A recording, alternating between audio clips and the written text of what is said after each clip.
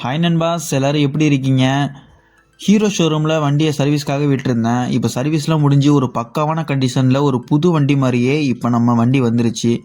Full சர்வீஸே பண்ணி முடிச்சாச்சு. இதில் பார்த்தீங்கன்னா மேஜராக இதுக்கு முன்னாடி ஒரு வீடியோ போட்டிருப்பேன். அதில் ஒரு 3 பிரச்சனையை பற்றி நான் சொல்லியிருப்பேன். இந்த ஹெட் ஓரிங்கில் ஆயில் லீக்கேஜ் ப்ராப்ளம் இருந்துக்கிட்டே இருந்துச்சு.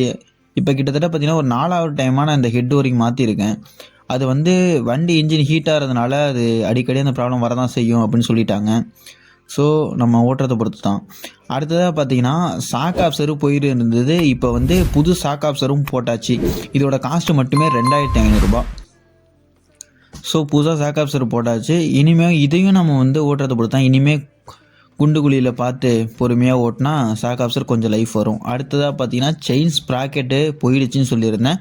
இப்போ செயின் ஸ்ப்ராக்கெட்டுமே புதுசு போட்டாச்சு. இது பார்த்தீங்கன்னா ஒரு 1400 ரூபா வந்துச்சு. ஹீரோ எக்ஸ்ட்ரீம் 125 இருக்குது. ஸோ இது நமக்கு வாரண்டியில் கிளைம் ஆகாது செயின் ஸ்ப்ராக்கெட்டை பொறுத்த வரைக்கும். அதே மாதிரி எனக்கு ஷாக் ஆப்சரும் வாரண்டியில் கிளைம் பண்ணி தர முடியாது அப்படின்னு சொல்லிட்டாங்க. ஸோ 1.5 இயர்ஸில் கிட்டத்தட்ட ஒரு 42,000 கிலோமீட்டர் நீங்கள் ஓட்டிட்டீங்கன்னு சொல்லிவிட்டு அது கிளைமில் வராது, தேய்மானத்தில் எடுத்துக்கலாம்னு சொல்லிட்டு தேய்மானத்தில் போட்டாங்க. ஸோ அப்படி இப்படின்னு சொல்லிவிட்டு எல்லாம் சேர்த்து ஒரு அரௌண்ட் 5000 ரூபா வந்துருச்சு.